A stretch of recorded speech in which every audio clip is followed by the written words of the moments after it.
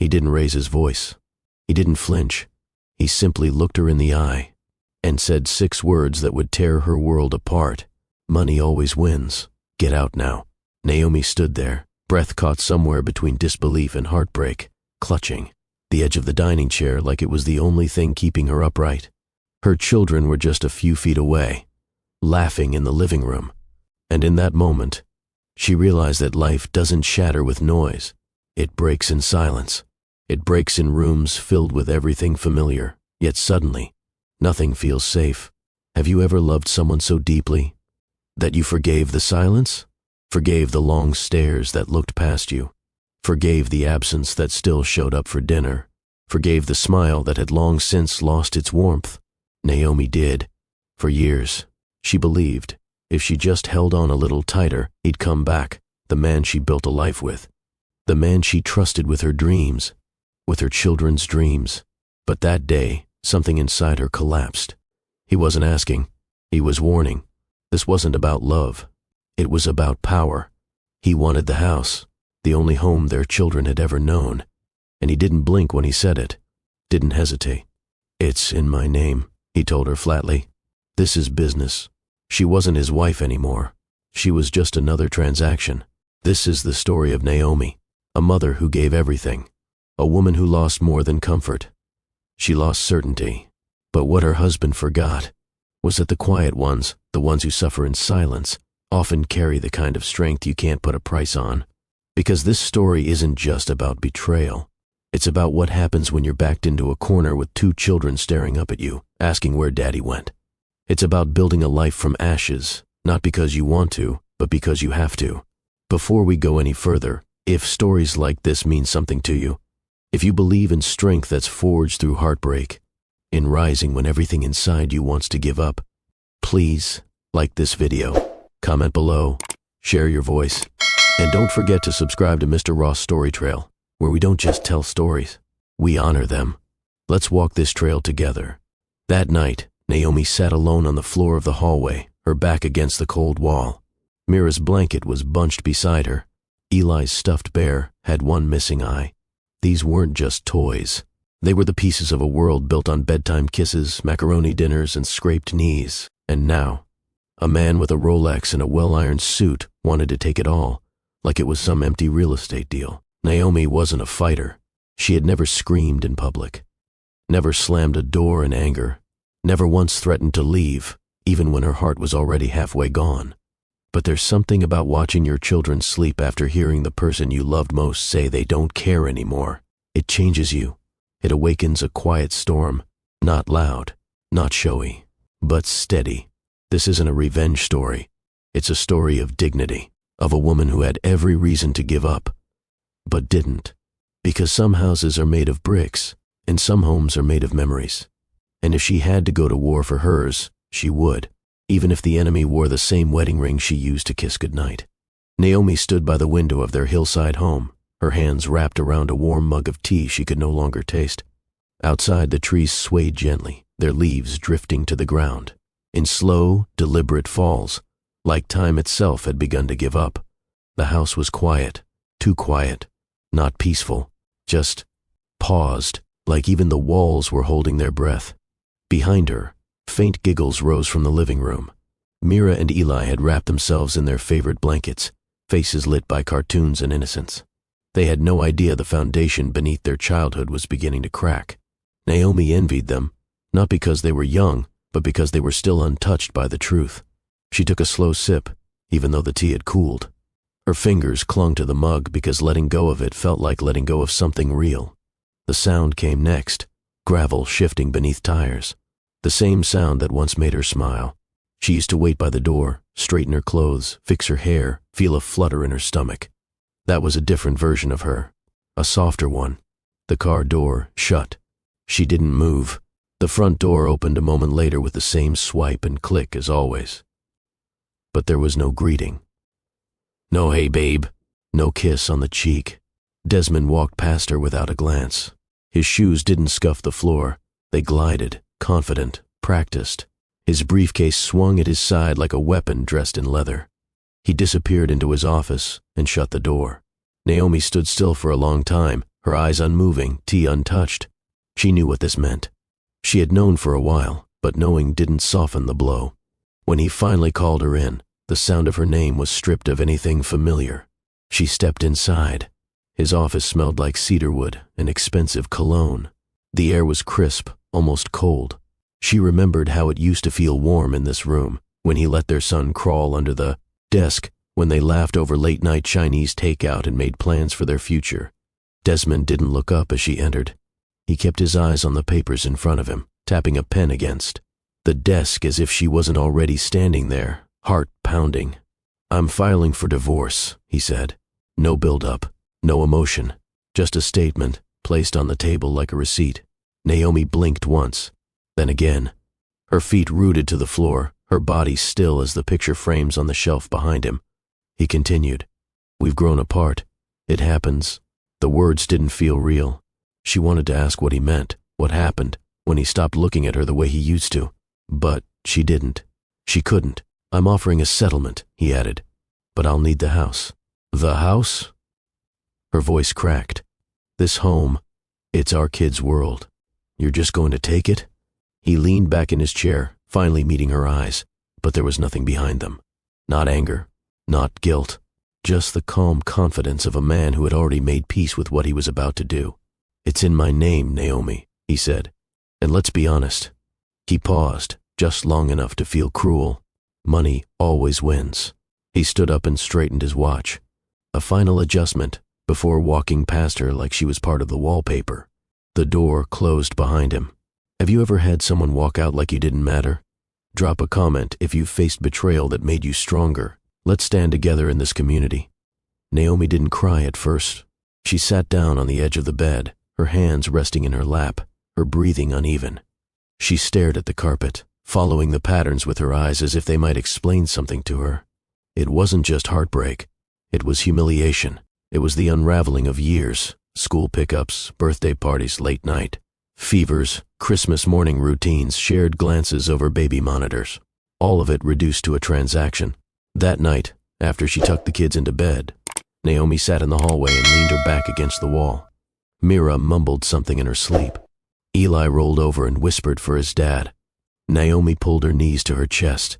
She wanted to scream, to shatter every glass in the kitchen, to tear every photo off the walls. But she didn't. She held it in. Not because she was strong, not yet, but because if she broke now, there'd be no one left to carry her children through the fallout. Morning came without sunlight. The house sat in a dim hush, the kind that made the walls feel too close and the ceilings too high. Naomi moved through it like a stranger. Every room looked the same, but nothing felt like it used to. Even the wooden floors seemed colder, unfamiliar beneath her feet. In the kitchen, she poured cereal into bowls with shaking hands. Mira hummed while swinging her legs beneath the counter. Eli talked about a new friend at school. Neither of them noticed their mother's quiet eyes, or the way she gripped the spoon just a second too long. "Daddy left early again?" Mira asked. Naomi nodded. He had work. It wasn't a lie. It just wasn't the kind of truth they were ready for. After they left for school, she sat at the table for hours, not moving, not thinking, just sitting. The silence pressed on her chest like a weight. She hadn't slept. Her head throbbed. Her throat ached from holding in tears that begged to escape. She glanced across the room. The family photo still hung above the fireplace. It was taken 2 years ago on a beach trip. Eli had just lost his first tooth, and Mira had insisted on wearing her pink sunglasses even though it was cloudy. Desmond smiled in the photo, his arm around Naomi's waist. She remembered how he leaned in and kissed her cheek after the picture was taken. She remembered thinking how lucky she was. Now she couldn't even look at it. She stood, walked over, and turned the frame face down. She didn't smash it. She didn't throw it away. She just couldn't bear to see something that felt like a lie now. The rest of the day passed in a blur of nothing. She tried to fold laundry but couldn't finish. Tried to make a grocery list but ended up staring at a blank page. She kept hearing his voice. Money always wins. It wasn't just cruel. It was calculated, like he'd been saving that line for when he finally decided to cut the last thread. At school pickup, Naomi forced a smile. Other mothers waved, but none came close. Not today. She could feel them watching, whispering in soft voices behind their sunglasses. The ride home was quiet, except for Mira's chatter about art class and Eli's question about spaghetti. Naomi nodded, responded when she had to, kept her voice light. She didn't want them to feel her breaking. Back home, the kids scattered off to their rooms. Naomi stood at the front door, her hand resting on the knob. She watched the driveway where his car used to park. It looked too empty now, like even the space he left behind was trying to forget him. She walked upstairs and opened the closet. His side was half empty. Shirts gone, ties missing, shoes cleared out. She hadn't even noticed him packing. It was like he erased himself without warning, as if the love, the promises, the memories were all stored somewhere on a spreadsheet she'd never seen. She reached for one of his jackets still hanging in the back. She held it close. The scent clung to the fabric, sharp, clean, expensive. She pressed her face into it for a moment before pulling away like it burned. That night, after the kids were asleep, she lay in bed wide awake, staring at the ceiling. Her fingers clutched the edge of the blanket like it could keep her anchored. She thought about the first time they moved into the house, how excited they were to decorate. The nursery, how Desmond painted one wall blue and accidentally stepped in the tray. They laughed for days about the footprint he left on the floor. She covered it with a rug, but never painted over it. It was a memory, a good one. She sat up slowly and walked to the nursery. Eli had long since moved into his own room, but she kept the door closed, untouched. She stepped inside. The room smelled faintly of lavender baby lotion. The rocking chair still sat by the window. She sat in it and looked around, at the bookshelf, the framed handprints, the worn teddy bear missing one ear. How do you measure a life built inside four walls?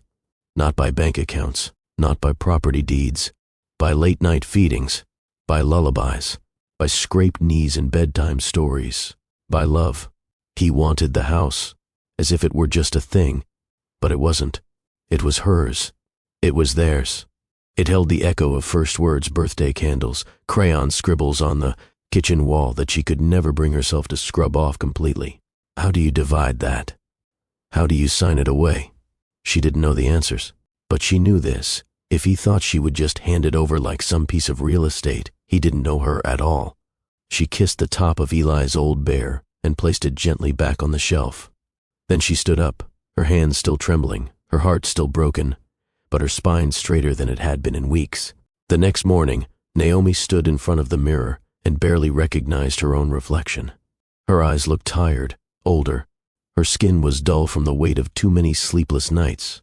But what startled her most wasn't the wear, it was the emptiness. She touched her cheek as if trying to remember how it felt to be held, to be loved. It had been months since Desmond reached for her without purpose.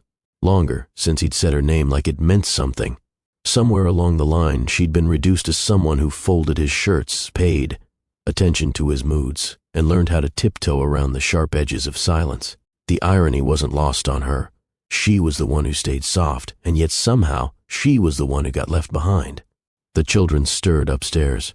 She heard Mira's feet hit the floor, then Eli's door creak open. The sounds brought her back to the present. She splashed water on her face, pulled her hair into a quick twist, and walked out of the room. They needed breakfast. They needed normal. And normal was the one thing she could still try to give them. She moved through the kitchen methodically. Toast, scrambled eggs, sliced apples, the same way she always had. When Eli came downstairs with his stuffed bear in hand, he climbed onto his chair and smiled like nothing had changed. Naomi watched him chew with his mouth full and remembered how Desmond used to scold him gently, reminding him to chew like a little gentleman. Now that seat sat empty, and Eli didn't ask where his father was today. Not this time. Maybe he was starting to understand in his own way. Mira sat beside her brother, chattering about school. Naomi nodded along, but her thoughts drifted again. There was a hearing coming. She'd received notice just the day before. Desmond had filed not just for divorce, but for legal ownership of the house. No negotiations. He wasn't trying to make peace. He was trying to win. She hadn't responded yet. Her lawyer, a kind woman named Marcia, had called twice. Naomi kept ignoring the calls, not because she didn't care, but because she didn't know where to start. The house was technically in Desmond's name. He bought it. His money paid the mortgage. His signature sealed the loan. But she was the one who made it a home. She was the one who stayed up all night with sick kids, who patched scraped knees, who read storybooks until her voice faded, who left her career dreams behind to be the steady anchor. She wondered if any of that would matter in court. She wondered if anyone would understand what it cost her to hold everything together, while Desmond climbed, traveled, built and bragged. He built a company. She built a life. And now he wanted to erase her from it. Later that day, after she'd dropped the kids off at school and returned home, Naomi walked through the front door and paused. She looked around the house, really looked. The hallway mirror still had Eli's tiny fingerprints on the bottom corners. The sofa cushion was permanently slouched from Mira's favorite nap spot. The marks on the kitchen wall tracked their heights year by year in faded marker. It wasn't perfect, but it was theirs. She made her way to the hallway closet and reached up for a box she hadn't touched in years. Inside were old photographs, folded drawings, hospital bracelets, birthday, cards, a pair of baby shoes so small they barely looked real. She sat on the floor and pulled out each item slowly, her fingers tracing the memories like they were sacred. This was her proof. Not for a courtroom. For herself. Because the world had a cruel way of making women like her feel small. As if motherhood was a soft skill, something secondary, something expendable. But Naomi had given her whole life to the walls of this house. And no amount of money would ever equal that. That night, she opened the curtains in the nursery again and sat in the rocking chair. She held the box in her lap, looking through it piece by piece. Her heart still ached, but it wasn't the same kind of ache. It wasn't paralyzing. It was the ache of someone slowly deciding that survival wasn't enough. She wanted more than just to survive. She wanted to fight, not with fury, not with revenge, but with grace, with truth, with the quiet strength of a mother who had nothing left to lose, and 2 children, who still needed her to be unshakable, even when the world said she should fold. 2 days passed before she called her lawyer back. Her voice wavered at first, but Marcia didn't rush her. She let the silence sit, respectful and patient. When Naomi finally spoke, her words were simple. He wants the house. Marcia didn't sugarcoat things. She explained the legal options, the paperwork that would be required, the uphill climb ahead. Naomi listened quietly, nodding, even though no one could see her. She wasn't ready to fight in a courtroom, not yet, but she was ready to stop pretending this would go away on its own. After the call, Naomi didn't cry. She made lunch. She sorted laundry. She called the school to let them know Mira would need new reading glasses. The world didn't pause just because hers had. That night, as she tucked Eli in, he clung to her hand a little longer than usual. "Is Daddy coming home tomorrow?" he asked, blinking slowly. Naomi smoothed his hair. "No, baby, not tomorrow." He didn't ask why. He just nodded and turned over, his bear tucked under his chin. When she closed the door, she leaned against it for a long moment, pressing her forehead to the cool wood. She didn't know how much he understood, but she knew it was starting to settle in. The next morning, Naomi woke before the sun. She moved through the house in silence, letting her fingers trail along the walls. She paused at the front door, opened it, and stepped out onto the porch. The early air was crisp, still touched by the fading cold of the night. She breathed it in slowly. The sky was just beginning to change, streaks of pale gold cutting through the darkness. She stood there a long time, arms wrapped around herself. The porch swing creaked gently in the wind. The same swing where she had once nursed Mira to sleep. The same swing where she and Desmond used to share coffee on Sundays, talking about everything and nothing. The same swing she'd sat on alone just days ago, unable to breathe under the weight of his words. Now it felt different, not lighter, but clearer. Inside, her phone buzzed with messages, her sister checking in, Marcia sending, legal documents, automated reminders she'd been ignoring for weeks. She turned the phone face down. Instead, she walked down the porch steps and wandered through the yard. The grass was patchy, the flower beds half dead from neglect. A toy truck lay on its side near the driveway, faded by the sun. Everything looked tired, but it was still hers, and she was still here. Later that day, she gathered a few old boxes and began going through the storage closet. Not the way Desmond did, not with detachment. Naomi touched each thing like it had weight, like it had meaning. She found old journals, ones she hadn't written in since Mira was born. The pages were filled with hopes, grocery lists, scribbles about motherhood, small victories she once celebrated in solitude. "I got Eli to nap without crying today," Mira said, "Thank you," without being told. Desmond left a note on the fridge. "He still notices me." She paused at that one. The handwriting had changed. So had everything else. That night, after the kids were in bed, Naomi didn't sit in the nursery or the hallway. She sat on the living room floor with a pile of photo albums and turned the pages slowly. One picture stopped her. It was taken in the backyard, years ago. Desmond was holding Mira on his shoulders, and Naomi was holding Eli in her lap. Her smile in that photo wasn't perfect. Her hair was messy, but her eyes were full of life. She touched her face in the photo. "I miss her," she whispered to herself. Not the woman who loved Desmond. Not the woman who built her world around someone else. She missed the woman who laughed freely, who danced in the kitchen, who believed that love, real love, didn't leave. She wasn't that woman anymore, but maybe she could find her again. Not for him, for herself. She stood and placed the album back on the shelf. Then she turned out the lights and walked up the stairs. Each step felt deliberate, like she was rising from something heavy.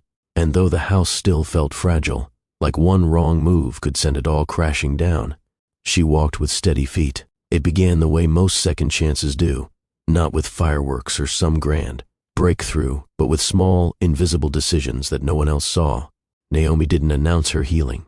She didn't post vague quotes online or stage smiles in flattering lighting. She simply woke up one morning, took a deep breath, and decided not to cry before brushing her teeth. That was her first victory. The second came 3 days later, when she walked past the front page of a glossy magazine at the grocery store. There he was, Desmond, smiling beneath a bold headline, "From Silicon Heights to Spiritual Clarity," inside the reinvention of Desmond Hale. She didn't pick it up. She didn't need to. His face was enough, posed just right, gaze slightly off camera, the exact look of a man who had a whole team hired to make him look human. Naomi stood there for a moment, watching another woman grab the issue and toss it into her cart. She turned away, heart pounding, hands clenched. The world was being fed a version of him that she no longer recognized. Charming, evolved, inspiring. There was no mention of the house, no mention of Mira and Eli, no mention of her. It was easier to erase her, easier to rebrand. On the drive home, she let the radio play, but her mind drifted. There was a legal envelope waiting on the counter. She hadn't opened it yet. Didn't need to. The weight of it was already in her chest. She pulled into the driveway, cut the engine, and stared ahead. The house needed work. The porch railing was loose. The gutter leaned slightly. One of the flower beds had been overtaken by weeds. And yet, it still stood. It still waited for her. Inside, the kids were watching a cartoon. She kissed them both on the forehead and made her way into the kitchen. The envelope sat next to the fruit bowl like a trap. She opened it. It was a formal notice. Desmond was suing for exclusive property rights. A second copy had already been sent to her lawyer. His attorneys had attached documents detailing the loan, his financial contributions, timelines. It was thorough, cold, strategic. He wanted to win the house not because he needed it, but because it was hers. Naomi pressed the paper flat against the table. She read every line, once, twice. Her hands didn't shake this time. She folded it carefully, tucked it into a drawer, and walked outside. The sun was warm. The kind of warmth that didn't demand attention but offered quiet permission to keep going. She sat on the porch step, letting her feet rest on the cool concrete. The wood beside her was splintered, a section near the corner sagging where the screws had worn loose. She ran her fingers over it, remembering how Desmond once promised to fix it. He never did. Her eyes drifted toward the street, where the fence met the edge of the property. A man stood there, leaning slightly, hands in his pockets. For a second, she thought he was a neighbor, maybe someone out for a walk or passing through. But then he looked up. He smiled, gentle, uncertain, like he wasn't sure if he belonged. It took her a moment. She squinted, searching his face. The years had changed him. Broader shoulders, deeper lines near the eyes, a stillness to him that hadn't been there before. "Still smells like lavender out here," he said, voice low. Naomi stood slowly, eyes wide. "Rowan?" He nodded once. She stepped down off the porch, but stopped halfway across the lawn. He didn't move toward her. He just stood there, like someone who had finally come home but didn't want to push the door open too fast. "I heard about everything," he said quietly. Didn't feel right staying silent. Naomi didn't know what to say. The last time she saw him, they were both too young, too proud, too certain they'd have more time. He had left town to find something, maybe himself, maybe freedom, maybe just space. And she had stayed. She looked at him for a long moment. "I could use some help fixing the railing," she said. His smile deepened, but he kept his voice steady. "If you've got tools, I've got time. If you believe that life sends the right people at the right time, hit that like button. And share this video to inspire someone who needs hope." She didn't smile yet. But something in her chest shifted. Not lightness, not healing, just movement. The flower shop sat on the corner of a quiet block, tucked between a bakery and a dry cleaner that hadn't updated its signage in a decade. Naomi didn't apply for the job the usual way. She hadn't prepared a resume or planned what she'd say. She walked in one afternoon after dropping the kids at school, drawn in by the smell of soil and something sweet she couldn't name. Cora, the owner, stood behind the counter, tying twine around a bouquet of marigolds. Her hands moved with practiced ease, but her eyes never left Naomi. "Need flowers?" she asked. Naomi hesitated. "Not exactly." Cora's gaze softened, her fingers still working. "Then maybe you need a reason to stay busy." Naomi blinked. "I've got more work than hands," Cora continued. "And not enough knees to do it all myself." That's how it started. No questions about her past, no forms, just a quiet offer and a place to breathe. The shop opened early. Naomi began arriving just after sunrise, letting herself in with the spare key Cora left under the faded stone frog by the door. She swept the floor, clipped stems, organized delivery slips. Her hands stayed full, and that helped keep her mind from falling apart. There was something healing in the routine. The way roses needed their thorns trimmed, the way hydrangeas needed cold water, the way the lilies always arrived half asleep but bloomed by noon. Cora never pried. She asked how Naomi's children were doing, complimented her blouse when it matched her earrings, offered warm scones wrapped in napkins on slow days. She never asked about Desmond, never mentioned the headlines, but she saw the weight Naomi carried, and she never made her explain it. One afternoon, while sorting through invoices in the back room, Naomi heard the front bell chime. She wiped her hands and walked out, only to find Mira and Eli standing there with Rowan. He looked slightly out of place, taller than she remembered, wearing a jacket too light for the weather and carrying a bag of peaches. "Thought these might be better than flowers," he said, holding up the bag. Naomi raised an eyebrow. "You brought fruit to a flower shop?" Mira ran up to her and wrapped her arms around Naomi's waist. "Mom, Rowan taught us how to whistle with acorns." Eli grinned, holding up one in triumph. Naomi looked from her children to Rowan, and for the first time in days her shoulders eased. Cora peeked around the corner, wiping her hands on a towel. "Your friend?" she asked softly. Naomi nodded. "Good. You need people who show up without being asked." The comment lingered in the air. Naomi felt her throat tighten, but she smiled anyway. Rowan handed her the bag. "They're from a stall just outside town. Figured you'd want something sweet." Naomi took them and nodded once. She didn't say thank you. She didn't have to. That night, after the kids were asleep and the house had settled into its usual hush, Naomi stood at the kitchen sink washing dishes. She paused to bite into one of the peaches. It wasn't perfect, the skin a little bruised, the juice running too fast down her wrist. But it was real. And real, she was learning, was enough. She looked out the window, where the porch railing still waited to be fixed, and thought about how some things don't need to be new. They just need someone willing to care for them again. Rowan didn't make grand gestures. He showed up with screws and a drill, said nothing about the sagging porch until the railing was back in place. He knocked before entering, even when invited, and when he stayed for dinner, he helped wash the dishes without being asked. He never asked for her time. He gave it. Eli took to him quickly.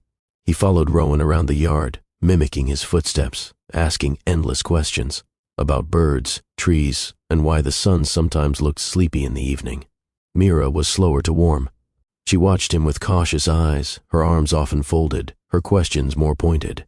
"Are you Mommy's boyfriend?" she asked one evening. Naomi froze. Rowan looked at Mira and smiled gently. "No, ma'am, just a friend, one with a toolbox and a lot of free time." Mira nodded, satisfied for now. But Naomi felt the question echo long after her daughter left the room. She and Rowan never talked about them. There was no them to talk about. Just long days spent sanding wood, replacing loose shutters, and tending to the half-forgotten garden by the fence. Still, something about him lingered in the air after he left. The faint scent of sawdust and worn cotton, the sound of laughter that didn't feel forced. One night, Naomi sat at the dining table sorting through a pile of unopened mail. Legal letters, utility bills, school reminders. She opened one envelope and let out a slow breath. It was a revised notice from Desmond's lawyer, detailing his intent to pursue immediate transfer of the property. Her name wasn't listed, just his. She stared at the paper until the words blurred. Then she folded it neatly and set it aside. Rowan walked in from the back porch, wiping his hands on a rag. "Loose boards finally fixed," he said, nodding toward the steps. Naomi nodded. "Thank you." He glanced at the envelope on the table. He didn't ask, but his eyes paused. She reached for it, slid it into a drawer, and looked up. "He wants the house, formally, lawyers, all of it." Rowan didn't respond right away. He pulled out a chair and sat across from her. "You gonna fight him?" Naomi looked down at her hands. "I don't know if I can win." That wasn't the question. She met his eyes, steady, calm. "I don't want to fight like he does," she said. "He's got the money, the lawyers, the power." Rowan leaned back, folding his arms loosely. "You've got something else." Naomi arched a brow. "You've got a reason." She looked at him for a long time. No one had said that before, not even her lawyer. Everyone talked about evidence, about odds, about how uphill it would be, but not about why it mattered. Naomi stood and walked to the cupboard. She poured 2 cups of tea and slid one toward him.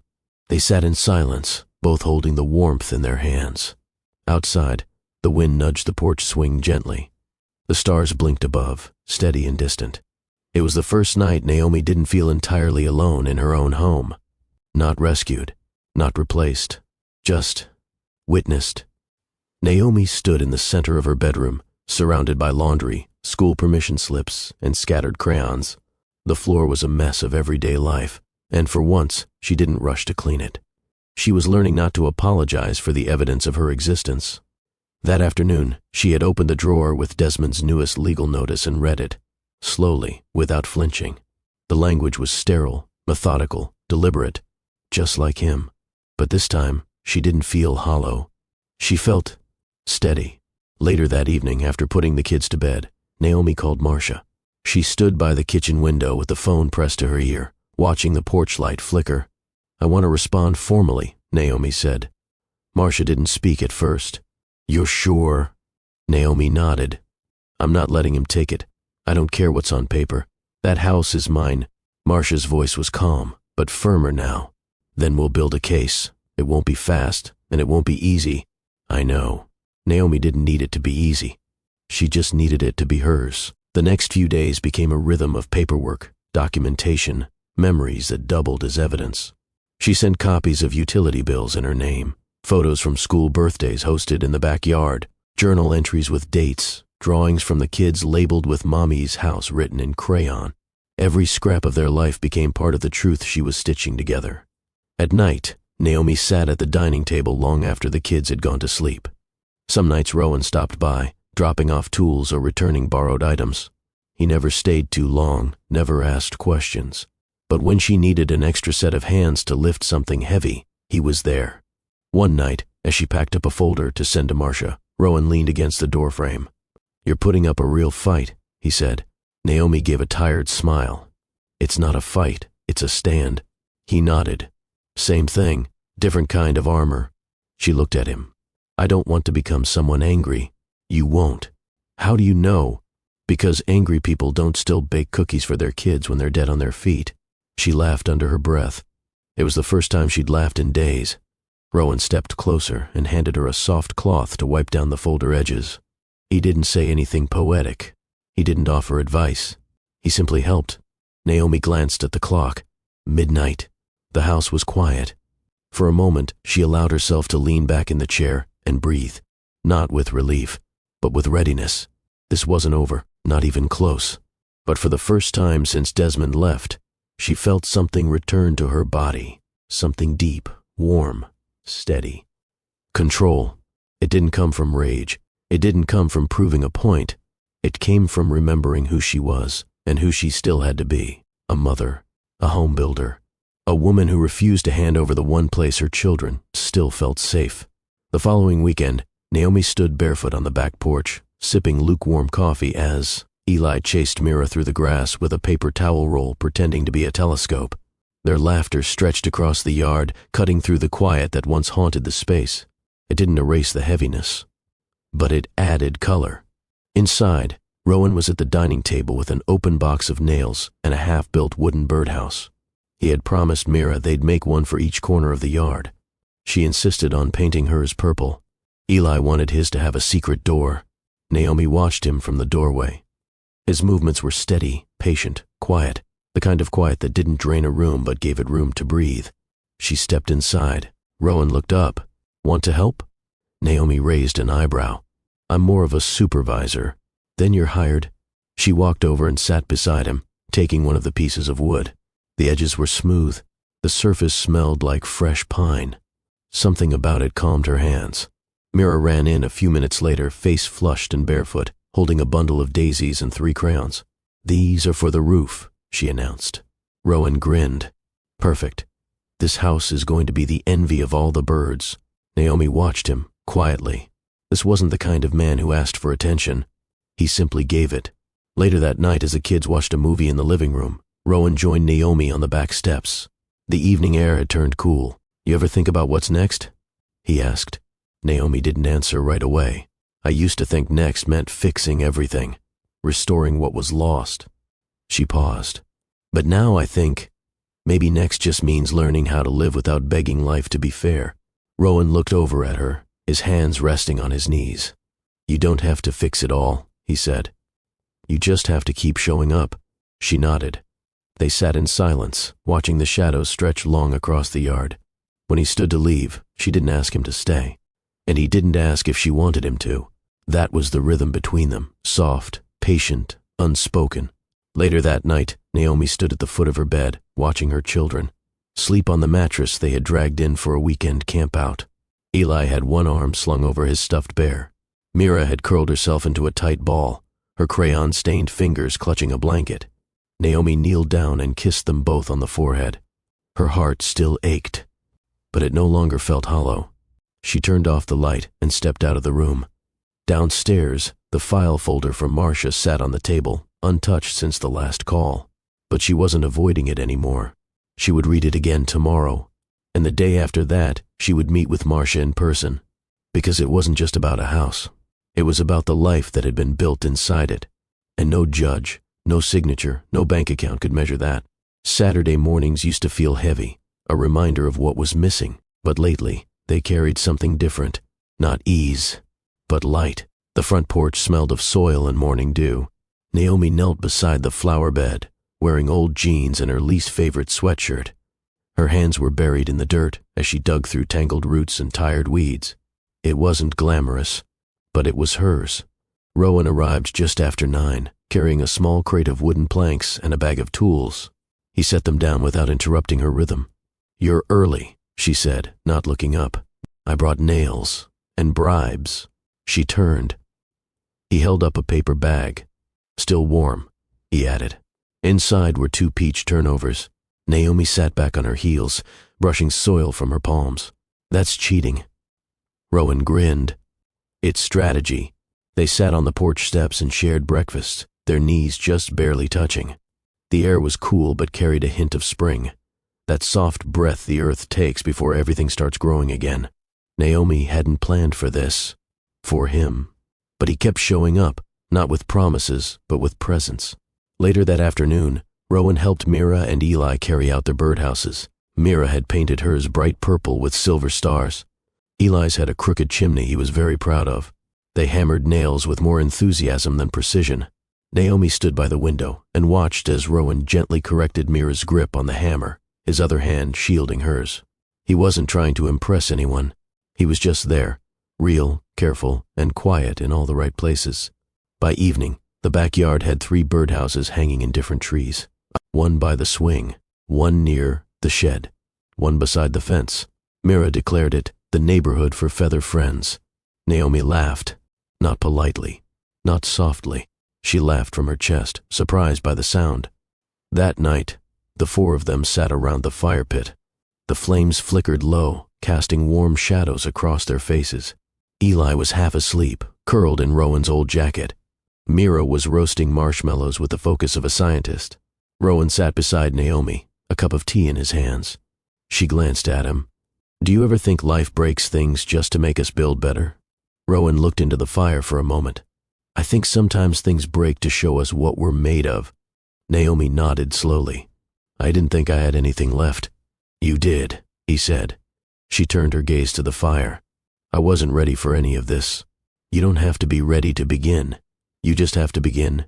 There was a stillness in the space between them. Not silence, not absence, just understanding. She looked at her children, safe, full, whole, in ways she thought they might never be again. And for the first time in a long while, she allowed herself to feel something unfamiliar. Hope. Let's pause. Can you relate to Naomi's journey of rebuilding from rock bottom? Share your story in the comments. Your strength could light someone else's path. The next week, Naomi woke before the alarm. She moved through the house quietly, slipping on her work shoes and tying her hair back. There was something calming about the early stillness, the kind that whispered instead of shouted. She started coffee, packed lunches, and left small notes in the kids' lunchboxes. "Mira, your dreams are bigger than fear." "Eli, the world needs your kindness today." It wasn't just habit anymore. It was love in motion. At the flower shop, Cora noticed the shift right away. Naomi moved with more rhythm, less hesitation. She didn't ask for tasks. She found them. "You've got fire in your feet this morning," Cora said with a smirk, clipping roses behind the counter. Naomi smiled. "I guess I'm just tired of feeling powerless." Cora didn't ask for details. She never did. But she placed a small bouquet beside Naomi's purse before the end of the day. Deep red tulips and tiny sprigs of white. "They'll remind you that growing isn't always loud," she said. Naomi carried them home like they were made of gold. Later that evening, she sat at the kitchen table going through the case. Files with a highlighter in one hand and a cup of tea in the other. For the first time, she didn't feel overwhelmed by the legal language.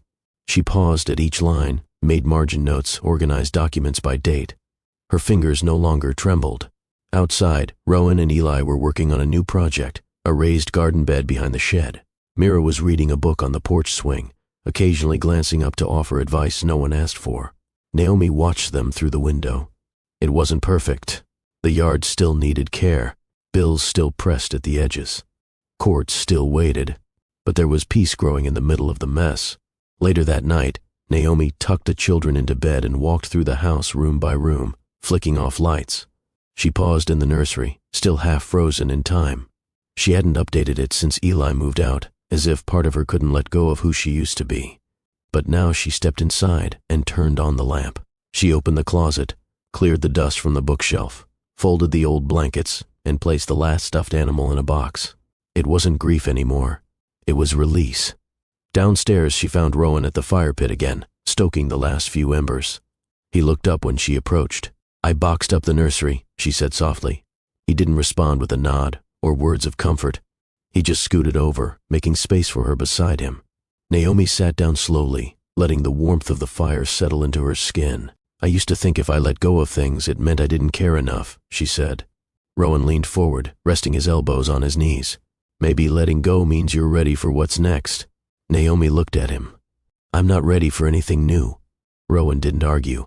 "I'm just glad you're here," she added, almost a whisper. "You don't have to carry everything alone." "I know," she said. And this time, she meant it. The next Sunday, Naomi did something she hadn't done in months. She played music, not in the background, not for the kids, but for herself. Old vinyl records, tucked away in a storage crate beside the bookshelf. She dusted them off one by one, choosing songs that reminded her of a time when the world felt full, not fragile. She let the sound pour into the walls, into her chest, into the floor beneath her feet. She moved through the kitchen humming under her breath. By the second song she was dancing, alone, barefoot, bowl of pancake batter in her hands. Mira walked in and blinked. "Are you okay?" Naomi laughed. Better than okay. Eli joined seconds later, sliding across the floor in socks. Are we having pancakes? Blueberry, she said, flipping a spoon in the air. They ate breakfast on the porch, still in their pajamas. Naomi sat on the steps with her plate on her lap, letting syrup drip from her fingers without rushing to clean it. The air was soft, and the sun stretched lazily across the grass. Rowan arrived mid-morning with a fresh bag of nails and a toolbox. He paused when he saw them all outside. I'm guessing this means no work today? Naomi grinned. Depends. You like blueberry pancakes? He raised a brow. Are they bribes? Maybe. They spent the day doing nothing important, patching a section of the fence, clearing weeds from the garden, repainting the birdhouse that had faded in the rain. It wasn't about productivity. It was about rhythm. After lunch, Naomi and Rowan sat on the back steps, watching the kids toss a frisbee too far and laugh like it was the best mistake they'd ever made. Rowan leaned back on his elbows, squinting at the sky. You ever think you'd get here? He asked quietly. Naomi didn't answer right away. Not like this, she said. I thought everything had to be either tragic or perfect. I didn't know it could be simple. He looked at her, not saying anything. And she realized he wasn't filling the silence because he wasn't afraid of it. She looked down at her hands. They were scraped from gardening, a little dry from soap and weather, but they were steady. I'm learning how to belong to myself again, she said. That's the kind of belonging that stays, Rowan replied. They sat there, not needing anything else from the moment. Later that evening, Naomi stood in front of the bathroom mirror while brushing Mira's hair. Her daughter chatted about a new story she was writing for class, something about birds and dreams and a flying treehouse. Naomi smiled at her reflection, not the tired eyes or the faint lines, but the fact that she didn't look like someone pretending to hold it all together anymore. She looked like someone who was living again. The envelope came on a Tuesday. Naomi knew what it was before she even opened the mailbox. Heavy paper, stamped with her name in black ink, court date printed clearly on the top. 3 weeks. That's how long she had before she would stand across from the man who once promised. Forever and now wanted her displaced like she was a problem to be handled. She walked back into the house, closed the door behind her, and set the envelope on the table. No shaking hands, no tears. She just stood there looking at it, not as a threat but as a turning point. That night, after dinner, she sat at the table long after the dishes were cleared. The kids were upstairs, giggling behind closed doors, trying to whisper loud enough for each other to hear. Rowan stepped into the kitchen, carrying a box of screws and a half-finished project from the garage. You okay? He asked. Naomi slid the envelope toward him. He didn't open it, just rested his hand on top of it and looked at her. It's time, she said softly. Rowan nodded. You ready?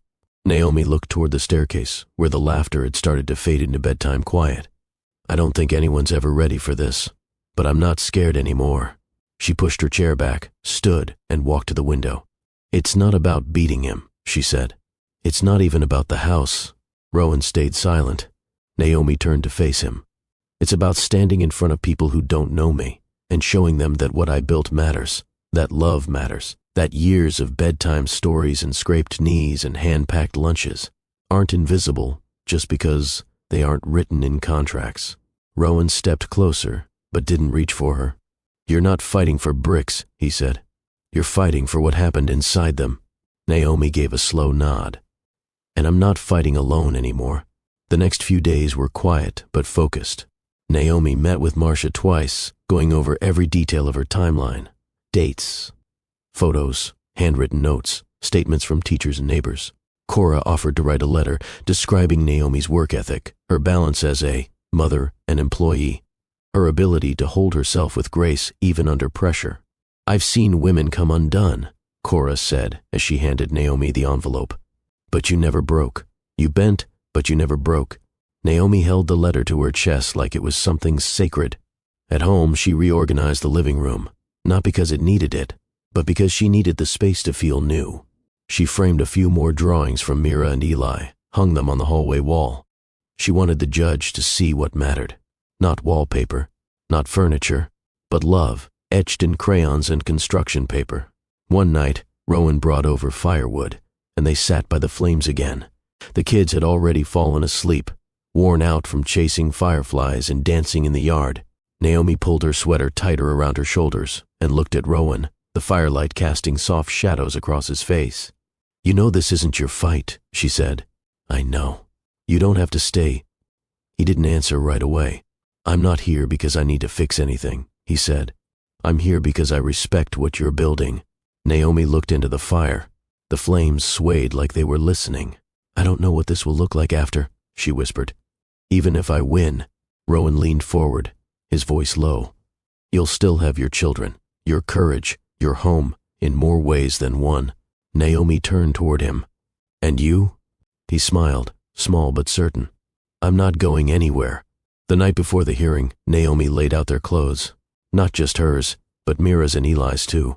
She wanted them to feel calm, cared for, wrapped in the kind of normal that steadied children even when the grown-up world made no sense.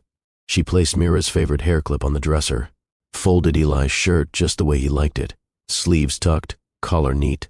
Then she stood in her own room and pulled out a dress she hadn't worn in years. Simple, dark, clean lines. It didn't make a statement, and that was the point. She didn't want to enter the courtroom trying to be louder than anyone else. She just wanted to be seen. She brushed her fingers along the hem and whispered to the mirror, "You're still here." In the morning, the kids hugged her tight. Rowan waited outside in his truck. He didn't ask questions. He just opened the door when she stepped out. At the courthouse, Naomi paused at the bottom of the steps. The building looked bigger than she remembered, but her hands didn't tremble. She turned and looked at Rowan. "I've got this," she said. He gave a small nod. "You always did." Inside, Naomi sat quietly as the clerk called names and shuffled papers. She didn't look at Desmond when he entered. She didn't need to, because this moment wasn't about him. It was about everything that came after. She breathed slowly, one hand resting over her heart. When the judge asked her to speak, she stood, not with nerves, not with rage, but with something stronger, knowing. The courtroom smelled like wood polish and paper. Not cold, not warm, just still. Naomi sat at the left table, her hands folded in her lap, palms slightly damp. Her lawyer, Marcia, arranged folders in front of them with quiet precision. Everything had been prepped, cross-checked, and rehearsed. But nothing could prepare her for the moment Desmond walked in. He looked the way he always did in public, pressed suit, smooth expression, practiced ease. His attorney followed closely behind, briefcase already open, tabs color-coded. The contrast between them couldn't be ignored. His team moved like a machine. Naomi sat alone with Marcia. No entourage, no tailored armor. Just paper and proof, and years of unpaid labor. The judge entered, older, silver hair pulled back, face unreadable but not unkind. She adjusted her glasses, gave a slow nod, and the room rose in quiet respect. Naomi stood too. The tension didn't come from shouting or spectacle. It came from what wasn't said, from everything that had built up to this. The clerk read the case summary. Desmond's lawyer opened with numbers, property value, original mortgage, timelines, title documents. Each word was polished, delivered with rhythm and confidence. To them it was clear, the house was his. The law said so. The paperwork confirmed it. Naomi listened without interruption. No flinch, no protest, just stillness. When it was Marcia's turn, she stood slowly. "Your Honor," she began, "we're not here to deny signatures. We're here to show the difference between ownership and investment, between contribution and creation." The judge leaned forward. Marcia continued, detailing Naomi's role not just as a resident, but as the one who shaped a home. She laid out years of evidence, photographs, school reports tied to that, address, medical records, handwritten notes, neighbors' statements. Every piece showed the children had never known another place, that Naomi had never stopped holding it all together. But Desmond's lawyer countered with clarity. There is no legal documentation proving the property was shared, no financial trail showing equal contribution. He said it cleanly, not cruelly, just completely, as if facts were enough to measure a family. Naomi remained quiet. The judge took notes without reaction. Every so often, she'd glance over at Naomi, her eyes sharp, measuring more than just the testimony. By late morning, both sides had presented. The judge called for a short recess. Naomi walked into the hallway and leaned against the wall, eyes closed. She could still hear the children's voices from that morning, Mira asking if she'd be home in time for dinner, Eli trying to hide a crayon in her purse. She pressed her palm flat against her chest. Her heart was steady, but her spirit was tired. Rowan had offered to come. She told him no, not because she didn't need him, but because this was something she had to stand in alone. When court resumed, the judge turned to Naomi. "I've heard the evidence. I'd like to hear from you directly." The room shifted.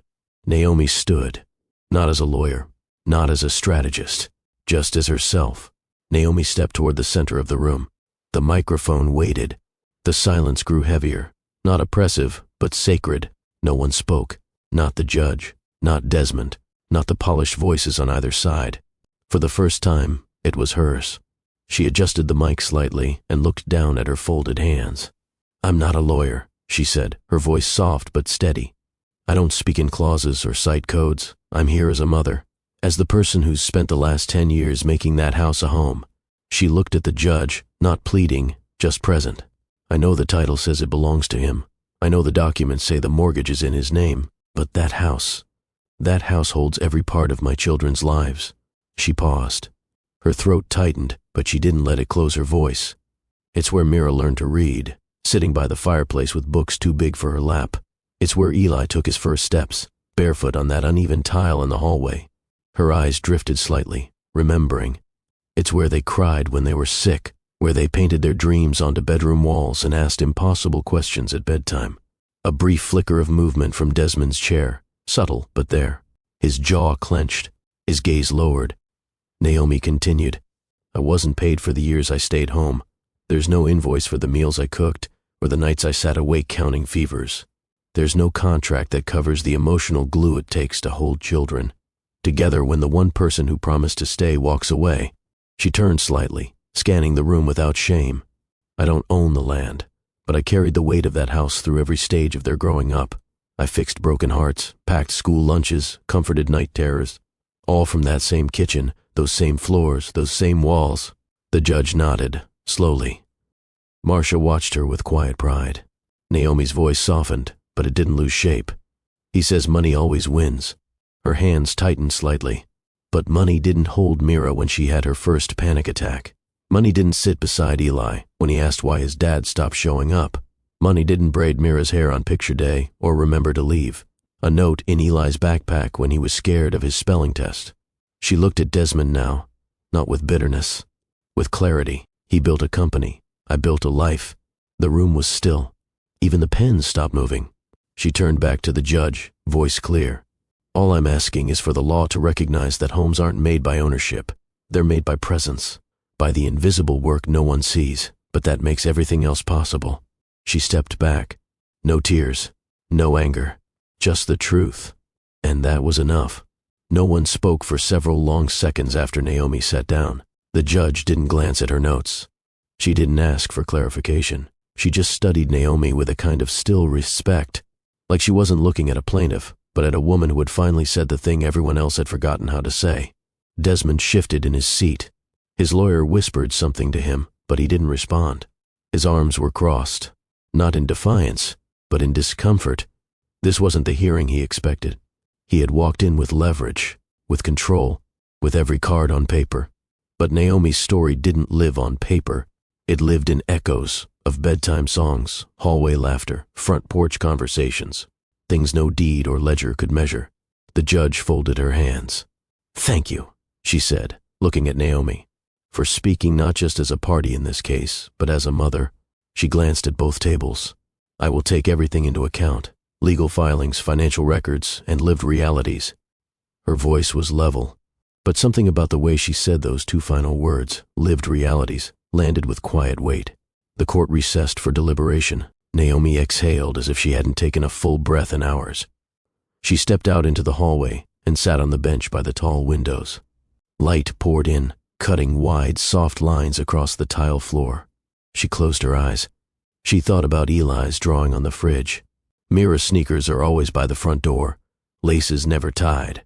She didn't know if the judge would rule in her favor, but for the first time, she didn't feel powerless. She felt heard. She felt seen. Marcia came and sat beside her. "You did everything right." Naomi nodded, her voice quiet. "Even if it isn't enough, I still said it. Marcia placed a hand over hers. It was more than enough. Down the hallway, Desmond stood near the exit, scrolling on his phone, alone. His shoulders weren't broad anymore, just rigid. He looked up once. Their eyes met. He didn't smirk, didn't speak, just looked. Unfamiliar. Naomi turned away. A few minutes later, the courtroom doors reopened. The clerk called them back in. The moment was coming. Not just the decision, but the final test of what mattered most.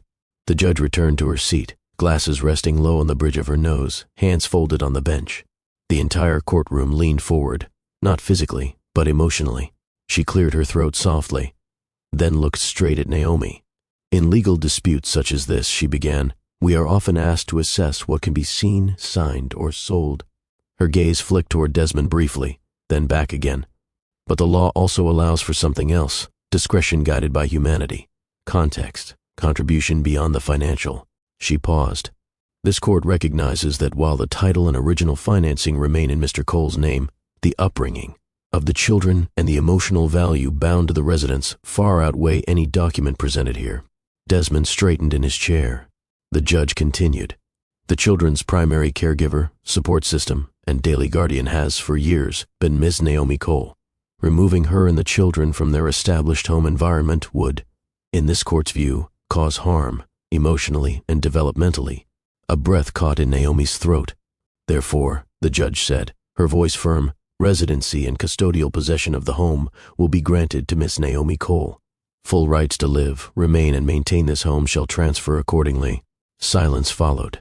Not stunned silence, but sacred. Naomi didn't react right away. It wasn't disbelief. It was relief that moved too slowly to feel real in one moment. She blinked, exhaled, sat still. Marcia touched her arm. You did it. Across the room, Desmond said nothing. He stared at the desk in front of him, his jaw locked, fingers tapping once, twice, and then still. The gavel came down once. Court was adjourned. Naomi stood, not with triumph, but with calm. As she stepped into the hallway again, it felt different this time. Brighter, not because of justice, but because she hadn't lost herself in the fight. She walked out of the courthouse into the afternoon sun, her arms empty, her heart full. Not because she'd won, but because she'd stood up when it mattered most. The first bloom came quietly, a single sunflower, bold and yellow, reaching toward the morning light just outside Naomi's kitchen window. She stood at the sink, her hands submerged in soapy water, staring out at the garden with a stillness that felt earned. The greenhouse was nearly done. Rowan had been working on it in the evenings, piece by piece, using salvaged wood and thick glass panels they found at the old fairgrounds. What once was a muddy corner of the yard was now turning into something hopeful, a space for growth, for calm, for life. Mira and Eli had made it theirs already. On the weekends, they painted labels for herbs and vegetables. Mira staked a sign that read, "Kindness grows here," above the doorway. Eli, always the comedian, insisted they call the tomato vines the Red Army. Naomi let them. It gave them a sense of place, a sense of ownership in a world that had once been pulled out from under them. Naomi's mornings had become slower, more deliberate. Tea before the sun rose, a quiet moment in the greenhouse, then breakfast, school drop-offs, her shift at the flower shop with Cora, and back home by late afternoon. She was no longer rushing through life. She was present in it. One afternoon, Naomi arrived home to find a brown envelope on her doorstep. Inside, it held nothing more than a check, no note, no return address. Desmond. The amount was large, enough to pay off the mortgage and then some. But Naomi didn't hesitate. She tore the check in half and dropped it into the kitchen trash. Money no longer impressed her. She had seen what came with it, how easily it turned people into ghosts. That evening, as she folded laundry, Mira asked a question that had been building in her small heart. Do you still love Daddy? Naomi folded a towel and set it aside. I loved the man I thought he was, but people change, and when they stop being kind, loving them from far away is sometimes the kindest thing you can do for yourself. Mira seemed to think that over. So, letting go doesn't mean letting go. Naomi smiled softly. No, sweetheart. Letting go is brave. Across the hall, Eli chimed in from his room. Rowan makes better pancakes anyway. Naomi laughed. It wasn't forced. It came freely, rising from a place inside her she hadn't touched in years. Laughter used to feel like betrayal. Now, it felt like breathing. The wind outside had softened. Early spring whispered through the branches, and Naomi stood barefoot on the porch, sipping tea from the same chipped mug she used to cry into. But now it held warmth, and so did she. Inside, Mira was humming a tune from school, something cheerful and off-key. Eli stomped through the hallway, wearing a knight's helmet made of foil and cardboard. They were noisy in a way that didn't disturb her anymore. It filled the house with life, not just sound. Naomi crouched beside the flower beds that Rowan had helped clear. Tiny green shoots poked through the soil, eager and unaware of how harsh the world had once been above them. She smiled, brushing dirt off her palms. She felt it then, not a thought but a knowing, this is mine. Not because of legal papers, not because someone granted it to her, but because she chose to stay, to fight, to nurture. The greenhouse door creaked open. Rowan stood there holding a small pot. Inside it, a seedling had just begun to grow. He didn't say anything, just placed it gently beside her and sat down in the dirt like it was the most natural thing in the world. They worked side by side, pulling weeds, laying mulch, tying string around tall stakes. Their hands brushed once. Neither of them pulled away, but neither rushed toward it either. The closeness was quiet, like the way light creeps in through the windows, unannounced, but welcome. Later that afternoon, Naomi found herself standing in front of the hallway mirror. She hadn't looked, truly looked, in months. Her face still carried the shadows of what she'd been through, but something else was showing now. Strength. Calm. Even the beginnings of grace. Mira passed behind her and stopped. "You look happy," she said, like it was a discovery. Naomi turned, touched her daughter's cheek. "I feel something close to it." Eli popped his head in from the living room, covered in dirt. "The Red Army needs reinforcements." They all burst into laughter, the full-bellied kind that doesn't ask permission. That evening, Rowan brought over a box of books. "From my mom's attic," he explained. "She always said stories heal better than time." Naomi let him place them in the living room. Not because she needed them, but because he offered them gently, like everything else he did. Never pushing, always offering. Mira flipped through one of the books and looked up. "Can we read this one tonight?" Naomi nodded. "Pick 3. 3? She smiled. "It's been a good day. Feels like a 3-story night." Sunday morning brought the kind of stillness Naomi had once begged for during the chaos. But now, it didn't feel like silence. It felt like space. Space to breathe. Space to feel. Space to simply be. She stepped into the greenhouse while the children slept. The air inside smelled of earth and possibility. The sun filtered through the old glass panels Rowan had carefully fitted into place. Dust floated gently in the light, and for the first time, Naomi didn't feel like she had to clean it away. Each plant had a name now. Mira had labeled the mint Hope and the basil Brave. Naomi didn't correct her spelling. She liked that cilantro was written as slancho. It was perfect in its imperfection, just like everything in this new life.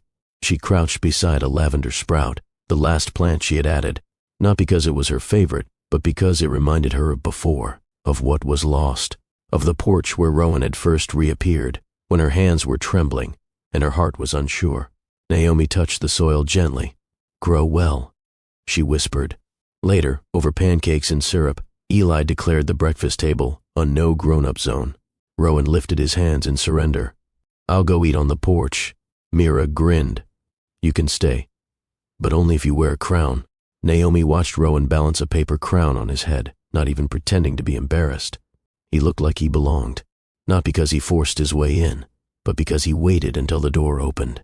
She caught herself staring a moment too long. He noticed, but said nothing. Instead, he reached for the syrup and asked, "Anyone want more?"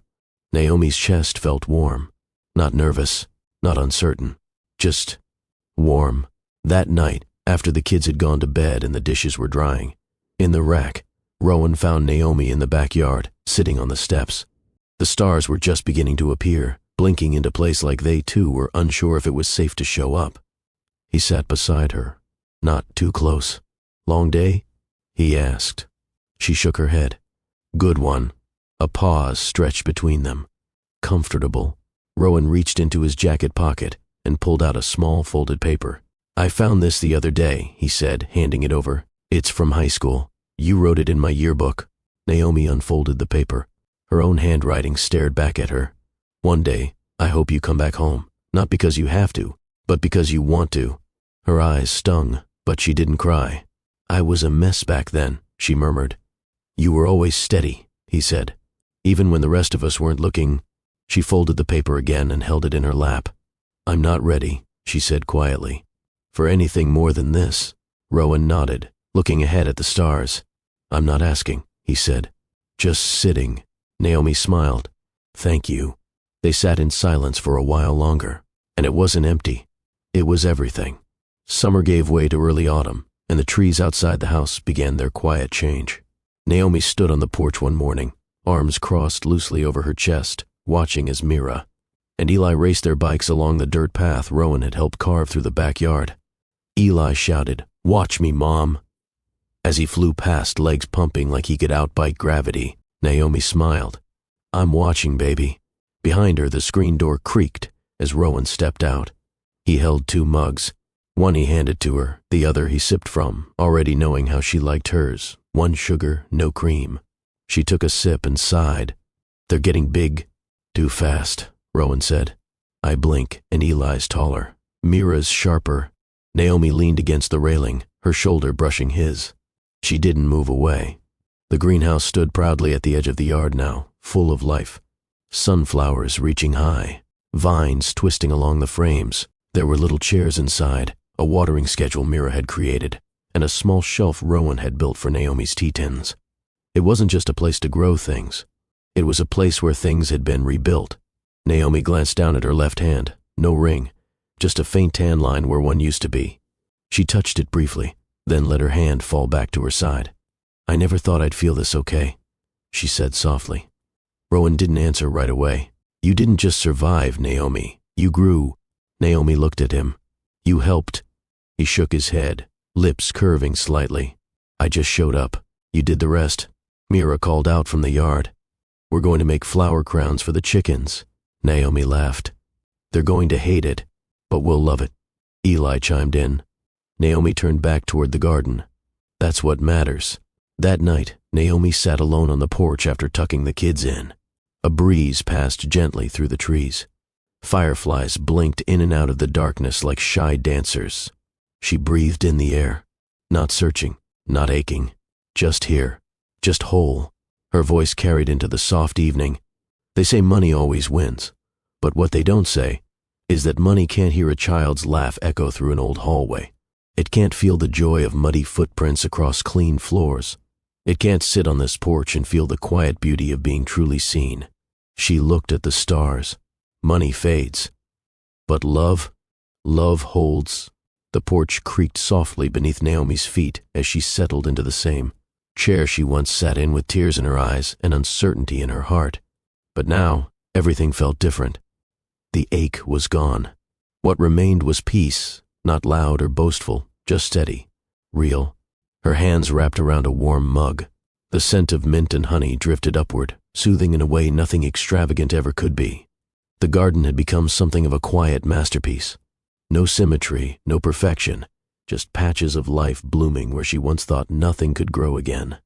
Tomatoes hung heavy on their vines. Strawberries peeked from beneath their leaves. The greenhouse stood finished now, with herbs brushing the window panes and laughter often spilling out from its doors. Behind her, the house hummed with movement. Eli stomping around upstairs, Mira's soft voice in the hallway, and Rowan's familiar low chuckle floating in from the kitchen. They were her sounds now, the kind that filled in the empty spaces Desmond had once left behind. Naomi closed her eyes for a moment, not from exhaustion, but from contentment, the kind that only comes after surviving something you thought would destroy you. She remembered how it felt, standing in the center of that courtroom, speaking truths no lawyer could dispute. She hadn't fought with money. She had fought with memory, with motherhood, with love. Money always wins, Desmond had said, and he had meant it. But what he never saw coming was everything that couldn't be bought. This house was never about the bricks. It was about bedtime stories in dim-lit rooms, about patched-up walls where tiny handprints once lived, about laughter in the kitchen after long days and kisses on bruised knees and worried brows. The kind of wealth Naomi had built here didn't fit in a checkbook. Mira's voice called gently from inside. Mom? Eli wants you to taste his lemonade before he serves it to our guest, which is apparently me." Naomi smiled. "Tell him the Queen of Lemonade is on her way." As she stood, she glanced at the railing, the same one Rowan had fixed by hand. It was still sturdy, still holding strong. So was she. She didn't need an empire to feel rich. She didn't need a man's name on a deed to feel safe.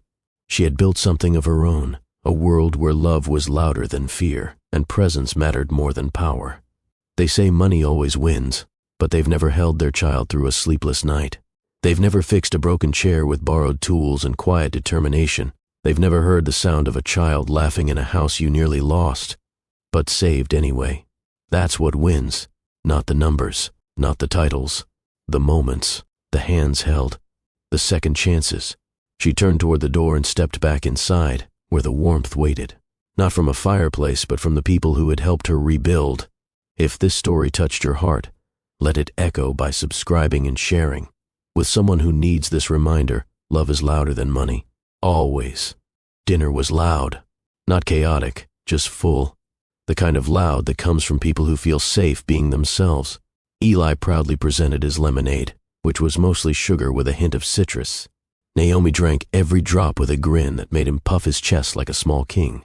Mira brought out her latest school project, a paper on forgiveness, and Naomi listened closely, heart wrapped around every word. Rowan sat quietly beside them, never trying to lead the moment. He passed the butter, refilled glasses, nudged Eli's elbow when he reached too far. His presence, as always, was steady, not flashy, not demanding. Just there, and it was enough. After dishes were cleared and homework was attempted, not finished, but attempted, Naomi stepped out into the backyard. Fireflies flickered in the garden, blinking like small, soft lanterns. The greenhouse lights glowed from inside, casting a soft hue over the soil beds. Somewhere off to the left, chickens rustled in their coop, settling in for the night.